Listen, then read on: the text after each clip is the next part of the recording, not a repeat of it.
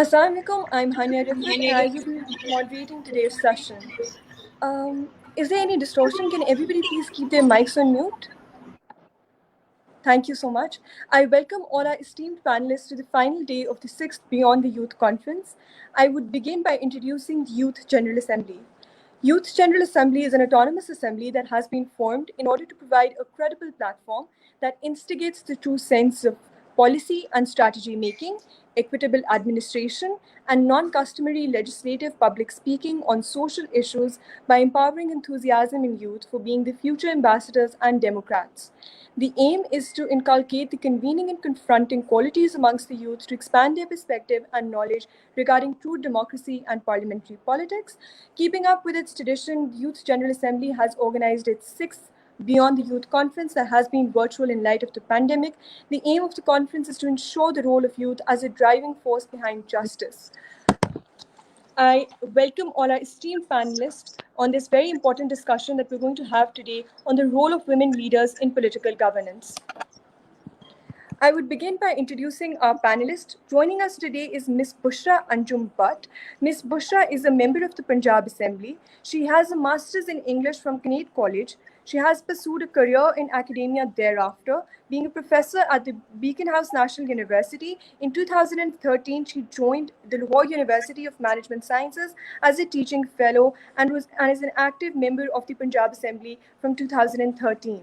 Thank you, Ms. Bushra, for taking out your time. Joining us today is also Ms. Rihanna Khan Parker.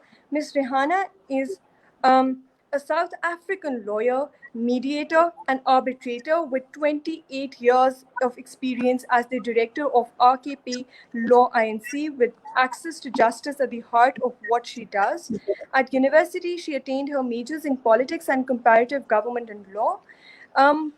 She has been an acting judge in the Western Cape High Court and quasi-judicial role and has played a frequent and active role in the Ministry of Arts and Culture as a tribunal chairperson in heritage issues. She is the founder and co-director of the first awards program recognizing the contribution of women in the African continent. She holds several company directorships and board positions. She actively drives transformation of the profession through gender parity, diversity, inclusion, and the development of women in leadership and entrepreneurship.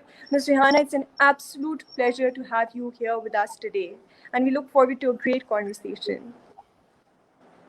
Thank you. Thank you, Ms. Also joining us today is Ms. Khabar Mumtaz, who is a feminist activist and member of the Women Action Forum, Lahore. She was the chairperson of the National Commission on the Status of Women from 2013 to 2019. And before that, she was the CEO of women's rights organization, Sherkat. Ms. Mumtaz has written extensively about women's rights and developments in the areas of political participation, economic empowerment, environment, and reproductive health and rights. She, with co-author Farida Shaheed, received the Prime Minister's Award for their book on the women's movement, Women of Pakistan, 2 Steps Forward, 1 Step Back, and was one of the 1,000 women from across the world collectively nominated for the Nobel Peace Prize in 2005. Ms. Khabar, thank you so much for your time. We also have with us the very dynamic and every law student's favorite, Ms. Nida Usman Chaudhary. Ms. Nida holds an LLB Honours and LLM in Law and Development from the University of London. She is a diversity and inclusion advocate and the founder of the Lahore Education and Research Network, as well as the Women in Law Initiative in Pakistan. Her focus has been on bridging the gap between legal education and practice through capacity building and to work for equality of access and advancement of female lawyers in the profession. She combines her professional interests in law and human rights with her activism on environment and development issues. She was the founding member and chairperson of the Gender Equality and Diversity Committee of the Lahore High Court Bar Association from 2018 to 2020. Currently, she is leading Women in Law's collaborative project with the Ministry of Law and Justice and Group Development, Pakistan, on increasing women's representation in law, supported by the Australian High Commission and the British High Commission. She was amongst the list of 100 women from Global South featured in Feminist 100 by Gender Security Project in 2021 and has been shortlisted as a finalist for the International Justicia Awards 2021 Vienna. Previously, she also won an Emerging Women Leader Award in 2018. Ms. Nida, it's an absolute pleasure to have you here with us today. Thank you so much. Thank you, Miss. Without further ado, we'll move towards the first question for our panel today. Miss Bushra, I would begin by asking you this question. So how do you assess the current state of political empowerment of women, which includes both voters and leaders and gender minorities in Pakistan as of now?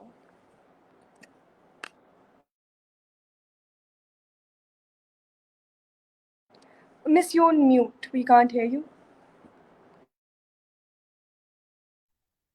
Can you hear me? Yes, we can hear you now.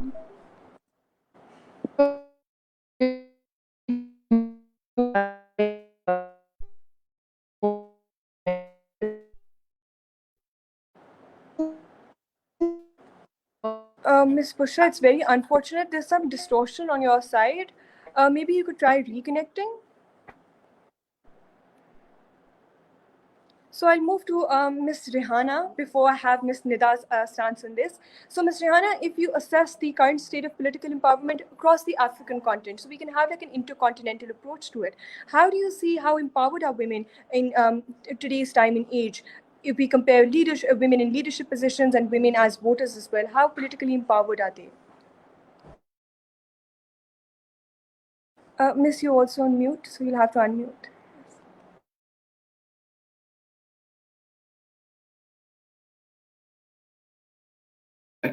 There we go. Thank you so much for that lovely and important question, a critical question. First of all, thank you to Learn Pakistan, as well as to the Youth General Assembly for this opportunity to present my conversation on a global topic. The UN Women on its LinkedIn page asked and posed the question, have we achieved gender equality? And I was appalled and shocked to see the responses that was posted on that page. The response, to say the least, was extremely alarming to me. There is no doubt that the full and equitable participation of women in public life is essential to building and sustaining strong, vibrant democracies. Now the question is asked, how does one achieve this? And why does the world, the globe, our countries, Africa, Asia need more women involved in all aspects of the political process? Women's political participation results in tangible gains. We know that. And especially for democracy, including greater responsiveness to citizen needs, increased cooperation across party and ethnic lines. Ethnicity plays a big role in South Africa for a more sustainable future. Now, if I turn to South Africa, in the context of Africa, our history is well known for its draconian apartheid system, which has set us back considerably. So you can imagine, if it set us back considerably, then women have been set back even further. One needs to understand the history of women in South Africa to appreciate the immense strides that South Africa has done and achieved since democracy in 1994. Now, many of you will be shocked that white women could vote for the first time in South Africa in 1930. I'm giving this background to make my point. However, myself, I'm regarded as a Black woman, colored, African, and Asian women falls into the Black woman category. So Black women and men were disenfranchised and we could not vote until 1994. What does this mean? It means that we could not participate effectively in politics, nor could we shape policy and have input on legislation. So 1994 for us was a watermark in our history. At that point, and here comes a very important statistic, because it might compare with the statistics in Pakistan. Only 2.7% of the white women, because remember, women of color were not allowed, were involved in politics. You will be very happy to hear what the figures are today. We're talking 1994 to 2021. Currently, women ministers comprises of 48% of the cabinet. women deputy ministers makes up 47% of the total number of deputy ministers, and there is a 41% representation of women in the National Assembly. Now, for you, Hania, and the younger people, you are interested in what is the youth figures for South Africa. Of the total 51 youth MPs, 22 are women and 29 are men. That's according to the last statistics. So importantly, I'll mention these figures and for those listening in to understand that we've achieved a lot in a very short space of time, from 2.7 to the figures that I've just mentioned. Women make up 51% of our population. I think Pakistan is slightly more, perhaps a fraction of a percentage more than us. And 35% of that 51% of women are people in the age group 15 to 34 years. So we have a very young set of band of people that can enter into shaping our future. I'm not sure if you want me to go on as to how did we achieve the massive leap from 2.7, or shall I hold that question for a follow-up question? We will surely like to know how this actually happened, because it's a great achievement, not just for South Africa, but I think for women across the globe. If they see that sustainable and tangible steps are being taken, which are eventually contributing to increased inclusion, this is exemplary and inspirational for women all across the globe. Ms. Bushra, since you're working under time constraints, so I would shift this question to you. How do you assess the political empowerment in Pakistan of women today?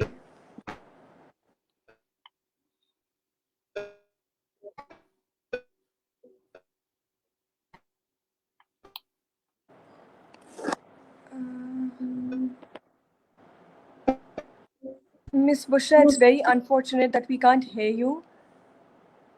There is some weak internet connectivity at your end. Maybe you could reconnect from another device or use another connection.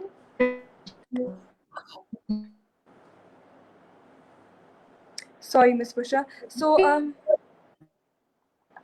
Ms., there's some vibration that does tell me that you're actually trying to speak, but I can't hear you.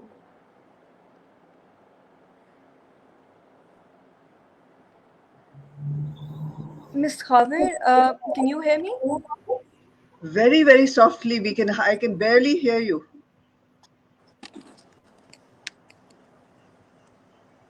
Can you hear me now? A little better, yes. Okay, so I would repeat my question for you. How do you assess the political empowerment of Pakistan today? Has there been any substantial change over the years? Are we moving in the right direction? What would be your comments?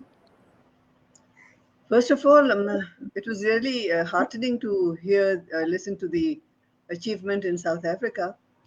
We've had a more incremental process of increasing women's participation. We should also look at the participation within the context of our own political development. And I would like to say that when we became independent in 1947, within the assembly, the legislative assembly, there were only 2 women. But I think it's important also to remember that those 2 women had a voice which was loud and heard. And I think that's also counts a lot in terms of the capacity of the women who sit there. And it's the quality and capacity which really matters. It took us many, many years, decades, to now come in 2002 that we got women's seats reserved in the parliament at 20%, but actually in any given National Assembly, there are up to 22% women who sit there. Some are directly elected, the rest are on reserved seats. On the other hand, and the Senate before this did not have reserved seats for women. Now there are 17 seats for women there also. So the numbers have increased in terms of representation. There are other issues which I'll just come to. Comparing statistics, we see that in Pakistan, according to the latest population survey, the population of women is 49%. It's not more than that. That was a myth about, it was a figure that was talked about as 52%. That's not an accurate figure. women, there has been a negative sex ratio in Pakistan historically. It has narrowed, but it is still not eliminated. So we do have a negative, there are almost half the population is women. Our youth population is even larger. There are 60% of our population is youth. So we have a even huger pool from which we now look forward to young people coming up as political leaders. I think that generational transition is now overdue, and we look towards our youth to take up those positions and rise above their own other concerns, which are very important, but to look at those concerns from the perspective of representation and making policy and guiding and leading the change that is overdue in our country, because our educational levels are still very low. uh, Literacy rates for girls is even lower, 52% or whatever. Similarly, uh, the the women have been on the margins because they haven't had the opportunities, first of schooling and then of getting into the mainstream of politics. And for that, a lot of responsibility lies with political parties. Women have been mobilized, and from 70 onwards, huge mobilization of women to cast the vote, but not necessarily mobilization of women to be and to populate demos and protests and gatherings. But we need them now in the policy making positions within parties, to have a space in the central committees, in the decision making bodies, which is still missing, which is not enough. And at the moment, while we do have women in the assemblies and they represent the political parties, but the way the law was conceptualized was that these women are actually representatives of all the women in Pakistan. There's a long order, but their responsibility in that sense is higher, uh, because they are not bound to a constituency. Their constituency is women, and therefore our demand is that we need at least 30% women there, or our demand is for 50%. We should have an assembly which has equal number of women representing the population of Pakistan, a female population of Pakistan as we have. So that's where we stand at. But I will also say that women in parliament, in Pakistan's parliament, have actually played a much more active role than a lot of the men in those parliaments. They have been active in raising issues, in call attention, motions, resolutions, initiating new laws, and some of the progressive laws related to women have come from women. So I think we have to recognize that there is a power there which needs more channelization, more information, more capacity to be able to learn how you manage to work in an assembly. And we've got a young MP sitting with us. We now do have, in the last assembly, almost 40% of the members were young people below 40 years. So we do have a representation there, and I think that mold has to change of how politics is run. It has to be issue based. It has to be not only loyalties, but to base on issues. What is it that is affecting people the most? For women, what is it that affects women the most? And I must say that we are very. There was the whole issue saying that will there be enough women to sit in these seats? There are enough women, and when they come in, they learn a lot, and they learn it more rapidly than their colleagues and their peers. So my hats off to all those women. But I think there are those who come there and are not, find it difficult to learn the ropes. But for that, it's therefore very important that there should be a criteria for women who come into parliament. More important than that, it would make a sea change if those women were elected and came in, rather than directly elected, rather than being nominated by their parties, where other considerations also come into play. So I do feel that presence of women in assemblies is very important. There have to be more of them. They have to have more voice. We've had this experience of the Women's Caucus, where women came together on issues and not on party lines, and that was the most successful part of our contemporary political history, where women managed to get some of the most significant, important laws legislated. So there is a huge argument for getting women in place, women who are politicized, women who have the capacity, and women are especially important to be directly elected. So I don't know how much time I have and what I have to say, but I do think that uh, the women parliamentarians should not only be responsible for making laws, but also making sure that those laws are connected to people and are implemented. It's an additional responsibility, but it is a responsibility to see what is being done to the even some of the best laws that you make, what happens to them in terms of implementation. They have to be monitors, and they have to connect with those who can monitor. So those are some of my thoughts, and I find in this particular situation where we do need to see what is being enacted as law and policy, is it being implemented or not? Youth is a very important link. They, it is part of their politicization if they can be channelized, organized to follow some key areas that are important for them and for them as citizens of Pakistan. And I think that's we need to channelize them not just to slogan mongering and filling up, because they are excited, they have more enthusiasm, they are willing to do some work. How best to channelize them for on issues and not necessarily only sloganeering and providing that what do you call it, effusiveness in the political process. So how do we do that? I think that is our challenge, and that's what we should be focused on. Thank you so much, Ms. Carver. It was indeed a very detailed response. A very strong point has been raised that an intergenerational, issue-based and more active approach towards politics should be the way forward if we want like real substantive change. Ms. Bushra, I see that your video is stuck. Would you mind turning off your camera? Maybe that could help. Can you hear us now?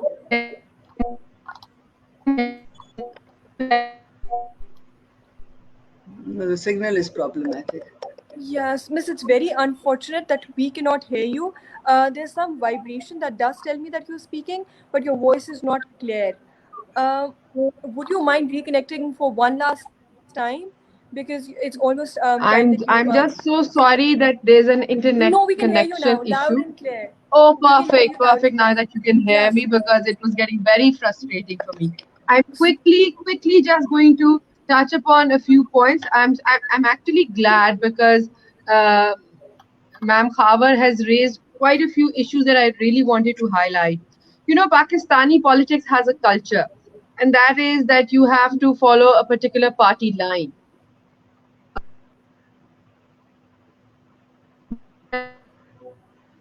Oh, we lost.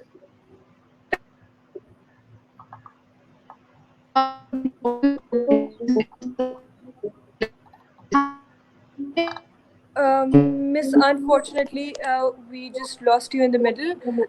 You did indicate towards a very important point that there's a political culture and a political line has to be followed, but thereafter we lost you. Can you hear us now?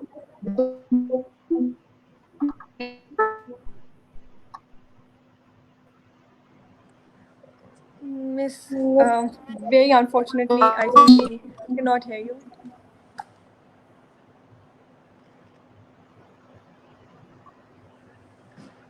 Miss Nida, I would shift towards you. So,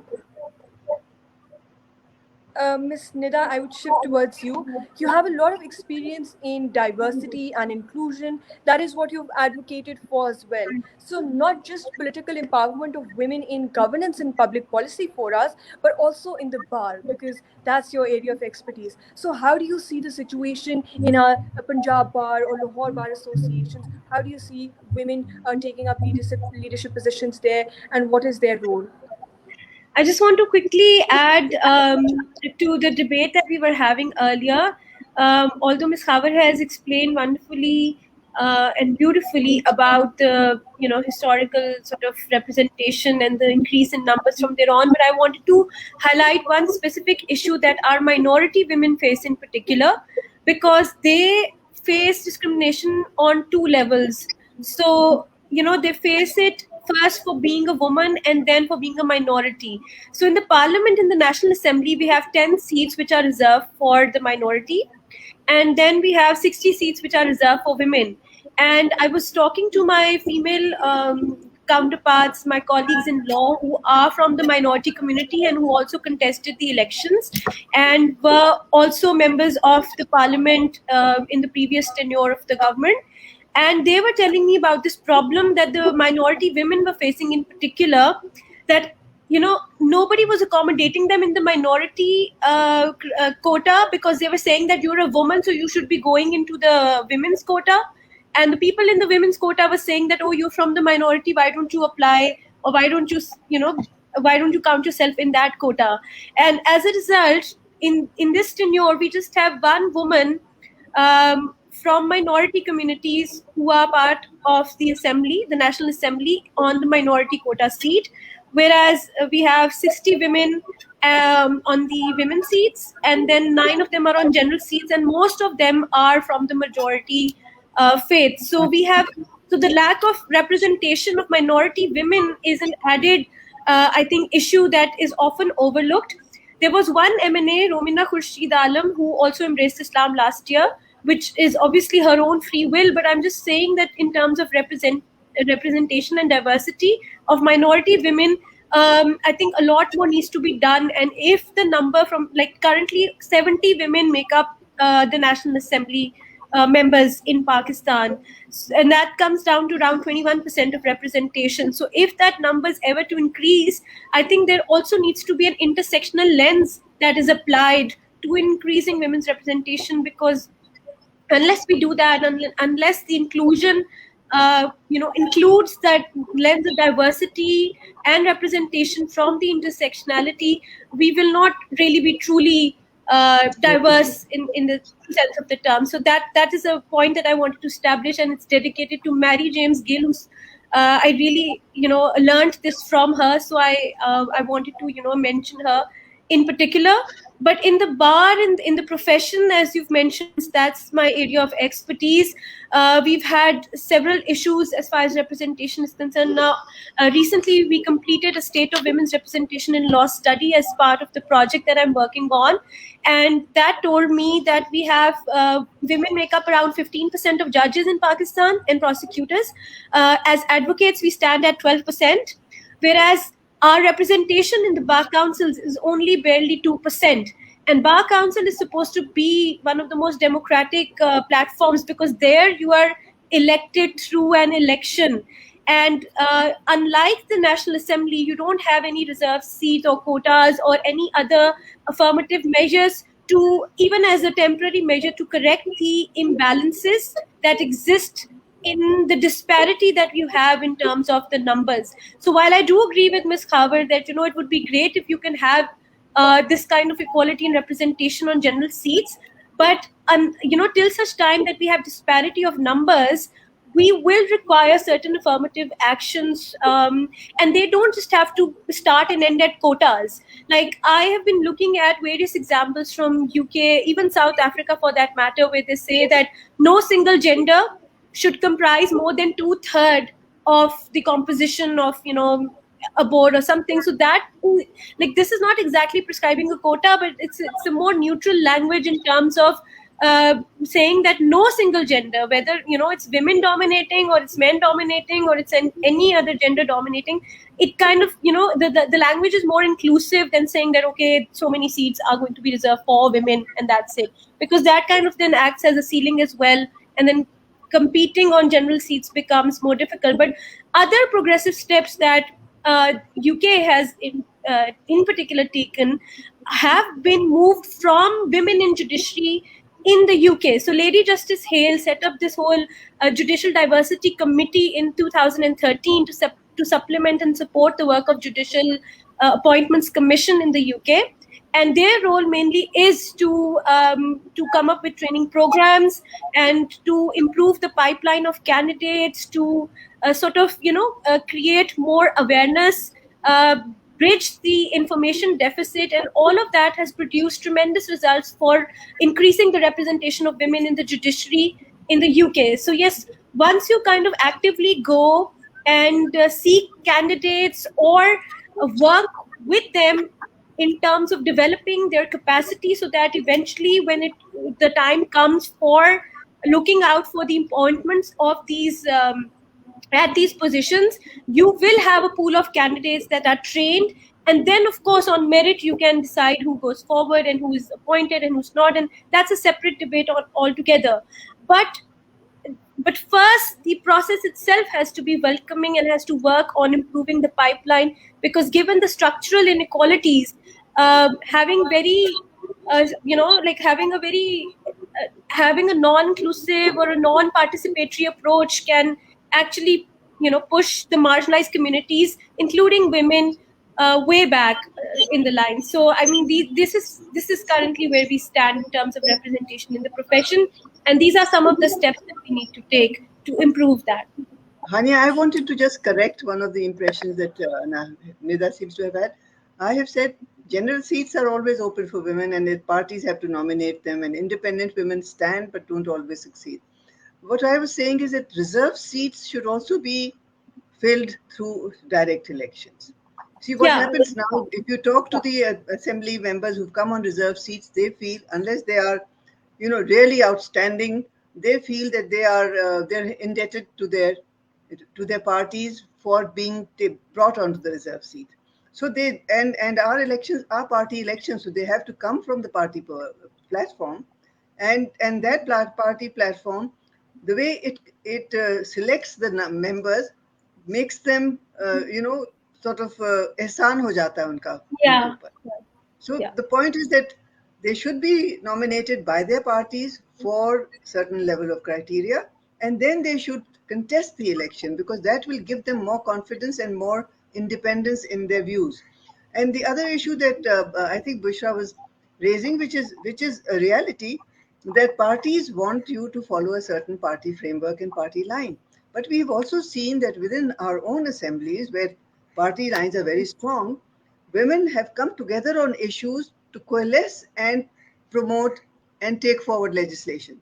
So it is possible, because then they have the task of convincing the men in their parties, which is an extremely important, I think, component, because that way you're winning over people for progressive legislation from within your party. So I think it is a tough act, but it is an important act, and it has been successful. One more thing I wanted to say is that we've had an experience of 33% women directly elected to local government tiers, especially the union council level, which is the lowest tier of the local government. They were elected directly. Reserved seats of 33% women were elected, and it was amazing the amount of work those women did, and how important they acted as bridges to their communities and to the administration. So it's not that we don't have the capacities and qualities, we have to have the opportunity. And that opportunity at the moment is not enough. Yes, I think we took a very different approach in South Africa. Our approach was we had to have the quotas in place, because if I just look at my profession itself, which we have a unified profession where the bar and the sidebar, which is your advocates and attorneys, belong to one profession. And if I just give you those figures on its own in terms of women versus men. Men stand at 21,000 and women at 14,000. But of the 14,000 women, just over 7,000 of them are white women. So you can imagine that women, black women, women of color in the profession play the percentage is so small. And we know, as we're sitting here, that the approach to be able to ensure that you get a gender responsive government is to ensure that you have all role players playing a role. So it's not just your Minister of Justice or your judiciary or lawyers in the profession. They play a pivotal role to ensure that there's access to justice and that women bring their cases to court. So our judiciary figure sits at about just under 50%. That's the highest courts in the country. Our magistrates courts, which are our lower courts, they've attained the more than 50% percentage already. That is important for us because we can't push this agenda of inclusivity unless we have the quotas in place. So if we go back again to the executive, that is our president. So we've got the executive will, and we have the political will and the legislative will to ensure that we have a gender responsive country. And then if you take it to NGOs and to the narrative with regard to your media, all of that needs to play a role to ensure that we get, for example, the rural woman that we are talking about, whether it's in Pakistan or South Africa. How do we get that woman that's in her ward, in her sub-council, how do we get her propelled upward into parliament? And it takes a multi-stakeholder approach to be able to achieve that. There is not one narrative. One narrative on its own cannot work. You need all those narratives together to make it conducive for women. So taking again, we have a huge disparate population between urban versus rural. And women, as we know it, are the most vulnerable within those groups. I'm sure Pakistan is no different to us. So more of our concentration needs to go into mobilizing that woman, teaching them voter confidence, teaching them how to campaign, going back down to the leadership, drilling deep in making them confident to be able to pursue a career into politics. Because we know it, the positive impact of women in politics is undeniable. We know that. But we need to create an enabling environment. So I do it in my little space, which is like Nida. We do it within our law space. We get women, we get them into training. We ensure that we bolster them, we empower them to take up leadership positions. I agree with you, Ms. Howard, 100%. It's not about fulfilling numbers. It's about how much impact you make at that table and whether your voice is being heard. So that's the challenge for South Africa. So once we've got these beautiful numbers which I've given you, our challenge is how do we ensure that when a woman sits at that seat, that she is listened to. So that is a challenge for us, and that is how we take the baton forward in terms of training for women, whether it's in law or in any field or avenue that they are in. Thank you, Ms. Rihanna. Actually, great points have been made by all our panelists, and I will do a quick summary for our audience as well. So there has to be, Ms. Khawa pointed out towards intergenerationality, Ms. Nida talked about intersectionality, Ms. Rihanna talked about active voices, not just numbers, but the participants need to have an active role, but due to structural inequalities, the disparity is great. So urban women and rural women, there's a disparity at that level. Women belonging to the majority religion versus the minority religion, there's discrimination at that level as well, and there have to be structural changes and responses to increase and ameliorate the situation. We move towards the final question for this session.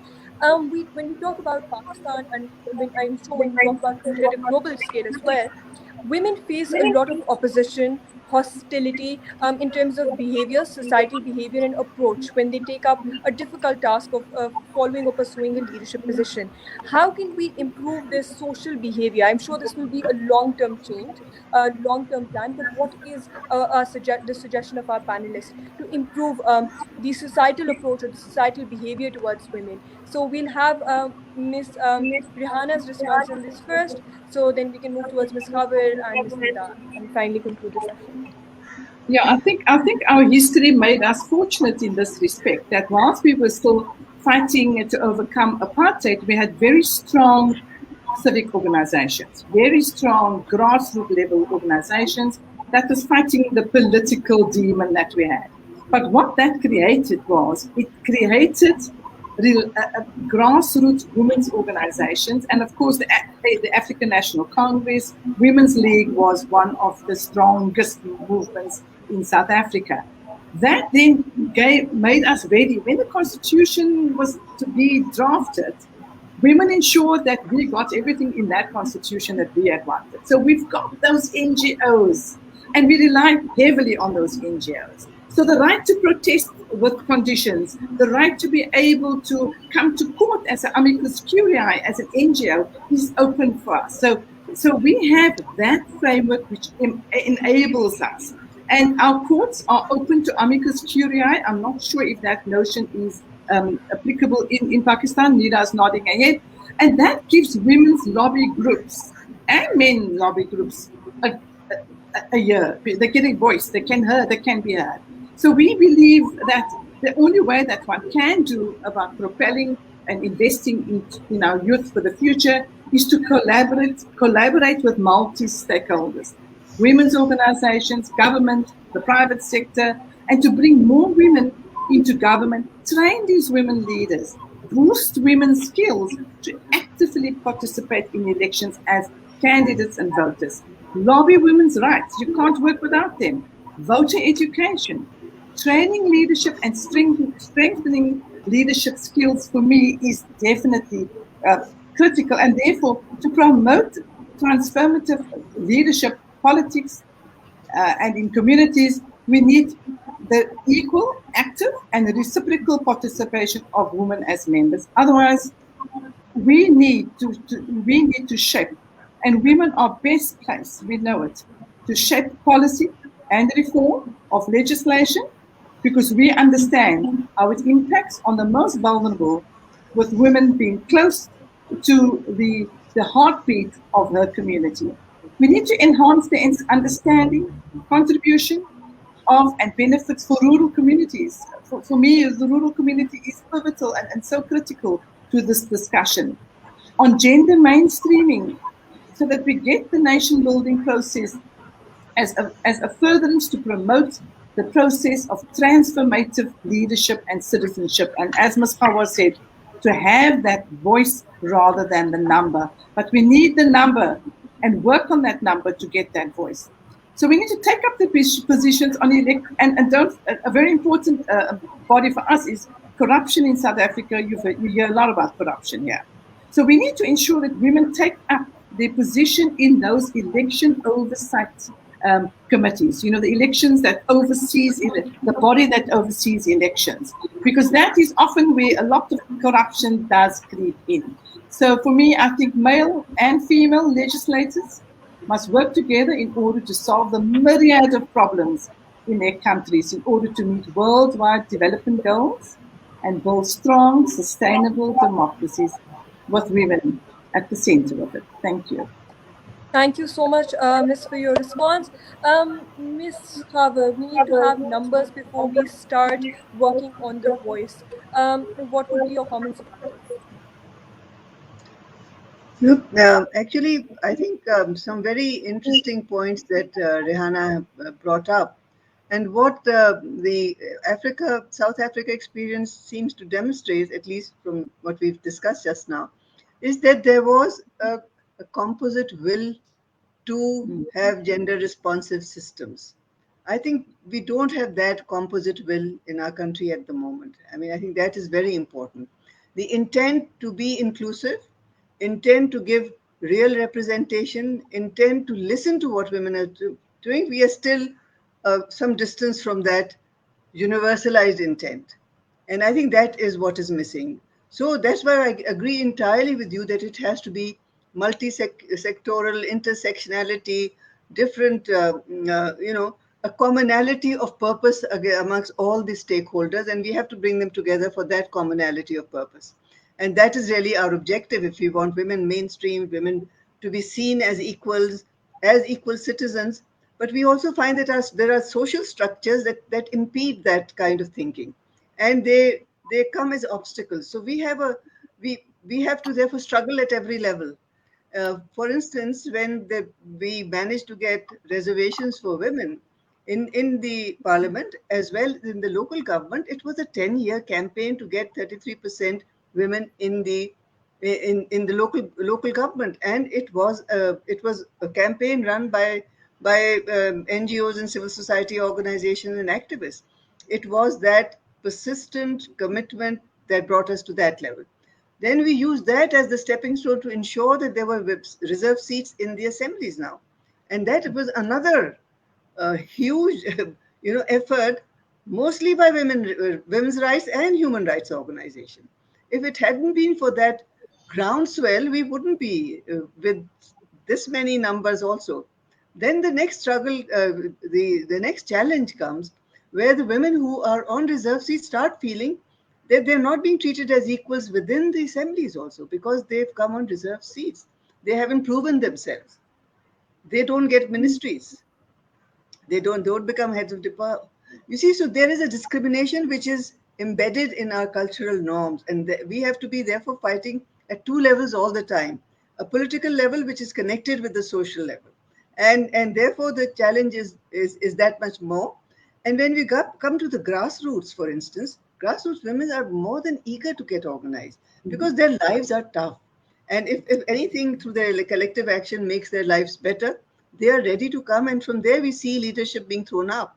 Now, is that leadership then becomes part of the mainstream political parties? Not always, because our political process has also been not a continuous one. It hasn't been a continuous, smooth project, because those who get trained in the local government are ready to go to the next level, but that next level doesn't come. So I think we have other problems which are both social, cultural, but also political. So it's a bigger challenge, but we all recognize the challenge, and I think that what you're saying is required. There is another point that I wanted to discuss, but I'll stop here now. Maybe if there's a chance, I can share it with the youth, especially if it is being heard by the youth, because I think this is something they can take on. Miss, Hanya, we come to you. Could I just quickly respond, because she makes such a lovely point there, and I can, and that's the beauty of talking across continents, because you can see what can I learn from your experience, what can I share from my end. So what we have the same issues with regard to women sometimes being stuck and cannot progress. So we have the very same issues, but there are two instruments that we do have, and number one is that the president has a ministry entirely dedicated to women, people with disabilities, and youth. So that's one minister that takes care of that on its own.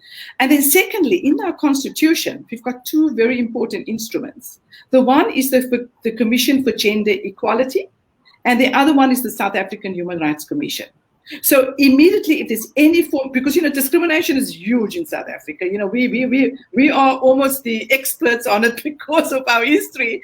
So any form of discrimination, women are able to channel it, number one, and challenge it and take it to court through those Chapter 9 institutions, which forms part of our constitution. I just wanted to grab your power on that.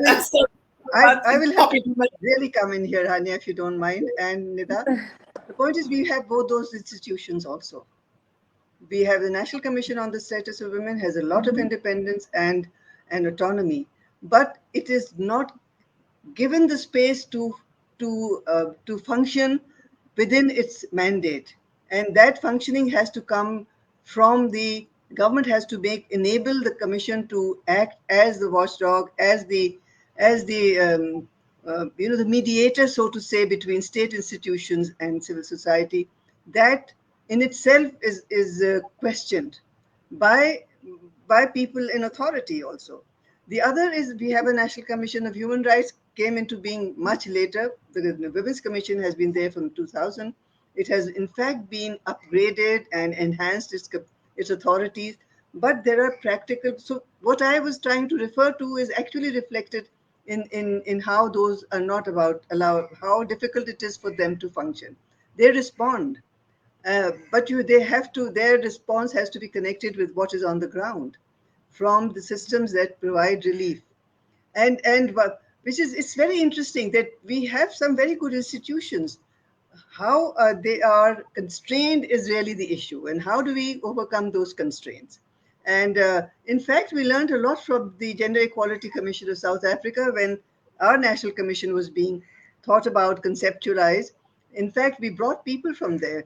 Rashida Manju came here. So we know, we are very well connected with especially the commission universe that exists out there.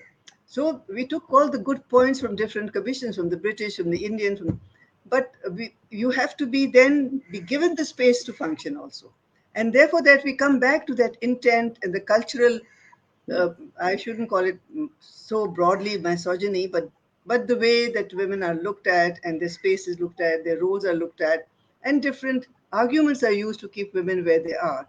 So we have a multiple sort of arena of struggles and challenges.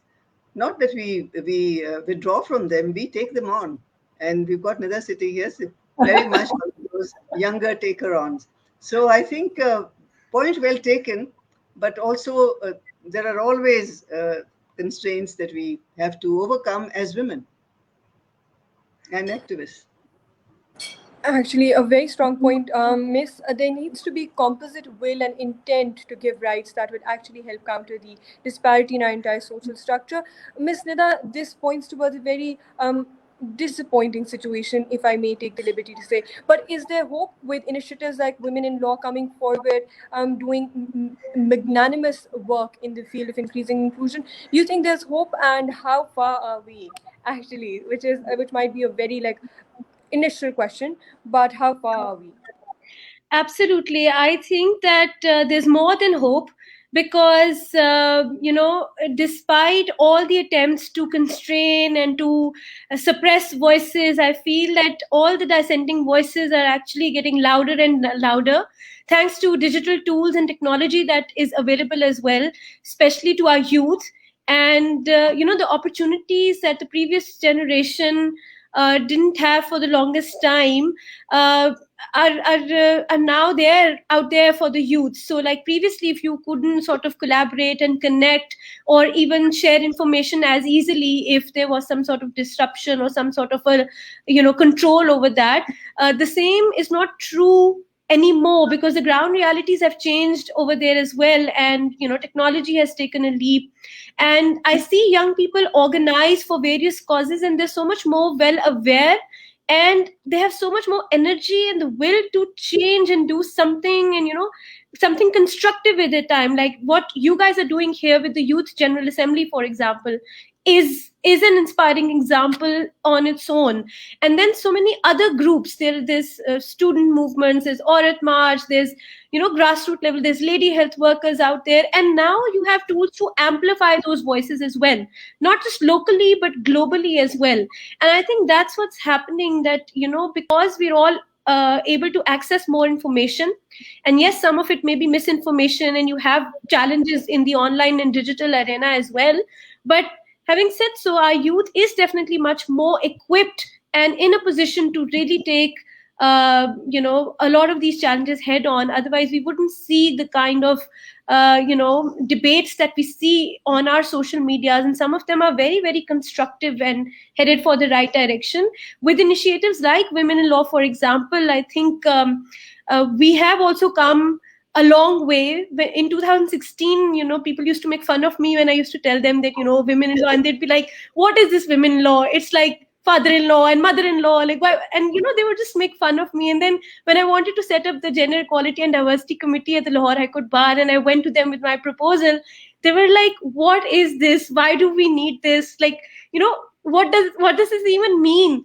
And I had to literally explain to them and basically tell them what's in it for them to realize that no, this is something fancy, and internationally, they will be looked upon more favorably. So that was what I had to sell to them in order to get the committee enforced. But even that committee, fell victim to dirty politics in the profession, and we weren't also allowed to do our work independently. And therefore, in 2020, all 8-9 of us resigned because we just didn't want to be, to have our arm twisted for doing exactly the work that we said that we'll do. So there's a lot of practical challenges because the status quo forces, to whom the status quo actually benefits, they don't want that change. But at the same time, there are young people and as well as older generations from whom we learn. Women's Action Forum has been such a huge source of guidance and inspiration. So I think those gaps are also being bridged. between the intergenerations. So because there's more dialogue through WhatsApp groups and Zoom meetings and whatnot. So I think it's a very, very exciting time to be here. Also very dangerous and unfortunately a very troubling time, because you can't help being an activist in this country anymore, because with every day a new curb and a new limitation, you have to be screaming about one thing or the other, whichever you're passionate about. But at least there are now avenues and platforms, not sanctioned by the government necessarily, but in the private sphere and in the digital sphere.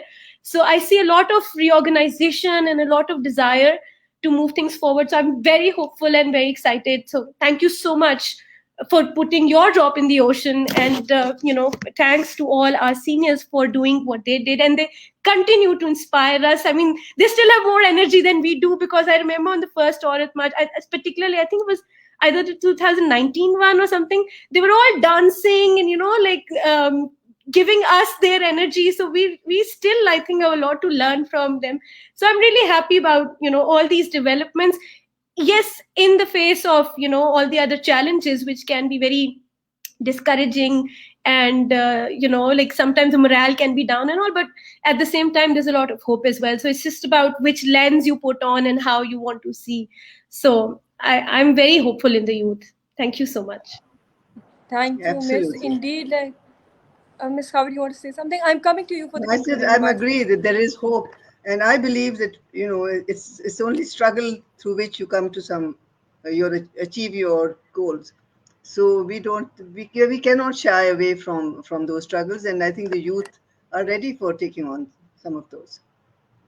And we have the youngest population, in the sense that I think around 60% of our population is below the age of 30 or something. So we have a youth bulge, and I think that there's nothing stopping them. But I do have one fear as well, that we don't want the progressive values to be a minority, and we would really want the youth to have to not fall prey to some sort of indoctrination or propaganda that can actually lead towards destructive tendencies. So I think it's very important to ensure that we can educate the youth in the direction which is progressive, peaceful, and committed to fundamental rights.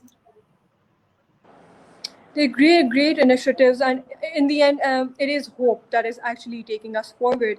And of course, Ms. Nida, you talked about the initial difficulties, the practical difficulties that came when you wanted to start the Diversity and Inclusivity Commission. But now we being the youth, look up to these. ये हमारी वो sanctuaries हैं that protect us. So it's a great initiative. I'm telling you that whenever we sit together as law students, like female law students, women in law is a great step. And that is what we commend at all steps, all levels, all conversations. So it's a great thing. That brings us towards the very end. So quick concluding remarks from all our panelists. Ms. Rihanna, Ms. Khaber, Ms. Nida, your concluding remarks before we finally end this session. So Ms. Rihanna, anything you want to say?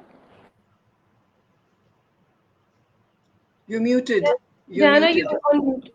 Yeah, sorry. I stand on the shoulders of giants. I've learned from the seniors who were able to mentor me, and I continue to choose the challenge. And that's my message to all of those listening. Put youth at the center of your discussion. Put women at the center of your discussion.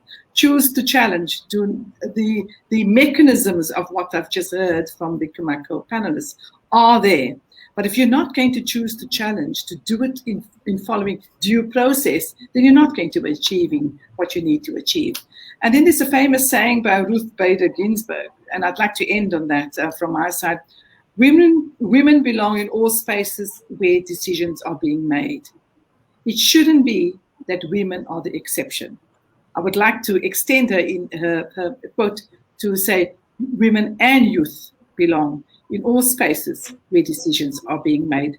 I thank you, Hania, and I thank Len, as well as the Youth General Assembly, for having me, and for me meeting two new people today. Wonderful. Thank you so much. Thank you so much. It was an absolute pleasure. Ms. Khaber, your concluding remarks, please. Well, I would like to say that I always have hope in the youth. I think youth is the energy that we need, and they have the energy, and my concern is that they should be linked to causes which they can take forward and which benefit larger communities, and not get distracted by superficial attractive things, perhaps, or fall into the trap of indoctrination, as Nida just mentioned. There is so much to do in this country and so much to achieve, and we've seen how young people have actually broken out of those shackles that they've had to face. We have so many success stories of young people striving for good and look, overcoming odds. But at the same time, I find that those who are responsible for our larger governance structures, systems, they also have to take on the responsibility of providing that space and opportunity for the youth, whether it's political parties, whether it is government departments, whatever it is, that space for them has to be created. There has to be a sensitivity towards including the youth in all our efforts. And I think that is what we need. Youth have the capacity. Let's give them the opportunity. Thank you. Thank you, Miss. Miss Nida, we also had a comment of Ambassador Sana here. She was also praising you. So what would be your concluding remarks? I just want to, put forward this thought that, while engagement is something that has to be encouraged, my message to youth would be to be very responsible in their engagement, particularly in digital engagement, because there's a lot of misinformation, there's a lot of trolling, there's a lot of collective action, but some of it is so negative and doesn't really serve anyone any good. So I think the youth needs to channelize all that energy in a constructive, responsible way. And, they should invest in learning how to do that, because the online spaces are becoming more and more toxic. So I think it's really important to ensure that, while you're engaging at any level or, in any space, the engagement must be, be backed by substance, and it must be responsible and not turn into something which is abusive or which is there just because you have to promote a particular agenda. So I think we really need the conversation to get more not sophisticated, but like more responsible. I think responsible is the word. So that would be my message to youth. And I request that, if it counts for anything, I hope that, you will start investing. It's again the quality of your argument that should be, raised, not the voice or not the pitch. So with that, I'd like to conclude my thoughts. Thank you. Absolutely. A very, very valid point. There has to be responsible engagement. It has been an extremely intellectually invigorating, eye-opening session for me and for the entire audience who have tuned in and who will tune in once we post a recording. And for this, I'm exceptionally grateful to all our panelists. This session was co-presented by Learn Pakistan and the Youth General Assembly. We are exceptionally grateful to Ms. Nida Usman, who heads Learn Pakistan, for her unflinching support to us always, which actually motivates and encourages us to take all such initiatives, come forward and bring forward these conversations. We also extend our heartiest and most sincere gratitude to Ms. Rihanna Khan Parker and Ms. Khabar Mumtaz, Ms. Bushra Anjum, who joined towards the beginning, but unfortunately we couldn't hear a lot from her because of her prior commitments. Ms., it is an absolute pleasure to see your commitment to the cause of youth, the fact that you come forward and enlighten us. It has been an extremely insightful session for me, and I hope that we continue to connect together in future as well. Thank you, Ms. Thank you so much. I also want to personally thank all the panelists who took out this time at my request, and also Bushra, who was facing technical issues as well, but she still managed to insert in this very one valuable point. So I'm really grateful. On a Sunday, you all took out this time, and to Youth General Assembly, thank you for the opportunity to have this voice at your platform. Thank you for collaborating, and thank you for your time, everyone. Thank you so much. Thank you. Thank you for being. Thank you, Nida. I won't say no. I can't say no to you. Okay, assalamu alaikum, and goodbye to everyone. Bye bye. Khuda Hafiz. Bye.